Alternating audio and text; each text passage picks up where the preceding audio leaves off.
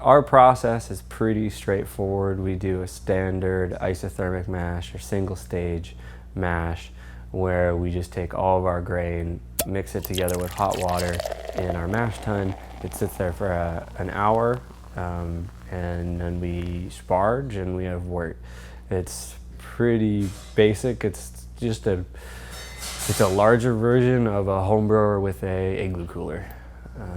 But we have the ability of controlling temperature a little bit more accurately than a home brewer would, as well as pH equipment and the ability to adjust the pH more accurately than your average home brewer would, so that we can ensure more consistency. The other main difference between mashing at this scale versus homebrew mashing is what we call thermal mass. The ability of the volume of the mash to change temperature has a much stronger buffer to temperature change because it's such a large mass of warm fluid and grain. So it's less likely to change temperature over the hour-long or even longer mash than a home brewer would. So even our test batch system, which is relatively similar-ish to the our full-scale kit, 10 gallons, single layer of stainless steel will easily lose even 10-15 degrees if we didn't temperature adjust it. Whereas our full-scale system, we could probably leave it for maybe hour and a half, 2 hours before we'd see a temperature change. Temperature and pH and a couple other issues within mashing are, I wouldn't call them contentious, but they're very complex subjects that even I don't totally understand.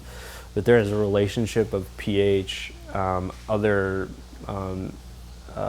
chemical constituents of the water, and wort color and temperature and mash ratio that affect fermentability.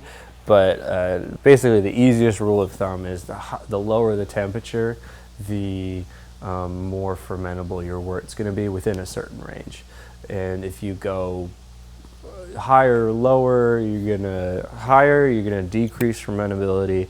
Lower, you increase fermentability. And because we're doing a lot of low alcohol beer, it can very easily ferment out to a point of dryness that we really don't want to hit. So it's critical for us to hit our target pH ranges and our target temperature range for a given beer style, so that the beer doesn't end up too dry. In which case, the beer can taste washed out or watery or not have enough body. Say we do that to our stout, it can become brown water after a certain point if it ferments too low. It's a larger version of a home brewer with a igloo cooler. But we have the ability of controlling temperature a little bit more accurately than a home brewer would, as well as pH equipment and the ability to adjust the pH.